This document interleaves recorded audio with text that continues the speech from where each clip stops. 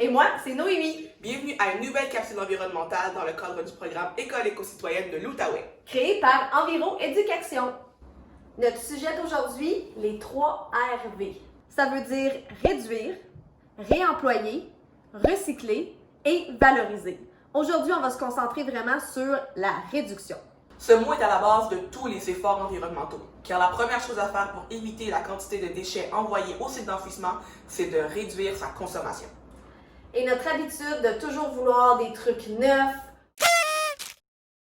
ou à la mode, ou en rabais, a vraiment de plus grands impacts sur la planète qu'on le pense. En plus de remplir nos sites d'enfouissement avec nos anciennes gugus et nos gogos, on la vide de ses ressources. Ironiquement, les gens qui consomment le plus ne sont pas ceux qui souffrent de la surconsommation. Les impacts négatifs de l'extraction des ressources sont majoritairement ressentis par les pays sous-développés ou en voie de développement. Par exemple, les appareils électroniques qu'on possède comme des téléphones cellulaires ou alors des ordinateurs contiennent des métaux qui sont minés par des gens qui travaillent dans des conditions inhumaines, dont plusieurs enfants. Quand on est conscient de ça, on réalise que les vêtements, c'est un autre aspect de notre vie où on peut réduire à la source. Parce que l'industrie de la mode a des impacts sociaux et environnementaux très destructeurs. C'est ton style qui est destructeur. On peut prendre l'exemple de la mer d'Aral, un lac situé entre l'Ouzbékistan et le Kazakhstan. Soyons honnêtes, tu veux plutôt dire ce qui reste de la mer d'Aral. Elle s'est presque asséchée à cause de la culture du coton qui sert à fabriquer nos vêtements, et ça en seulement 50 ans. Et tout ça, ce ne sont que des exemples des conséquences de notre surconsommation sur la planète et sa population. Vous avez probablement déjà entendu l'expression « réduire à la source ». Ça signifie seulement consommer ce dont on a vraiment besoin. Hein, Noémie? Hein, Rose? Sont pas pareils. On va te donner un truc pour réduire à la source qui fonctionne tout le temps.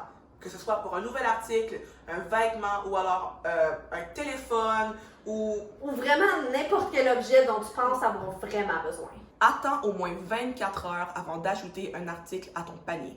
Ce 24 heures sert à se poser des questions simples mais importantes qui te permettront peut-être de trouver d'autres alternatives. Je pourrais l'emprunter à Rose. Ou tu pourrais trouver quoi en friperie. Je pourrais peut-être le réparer.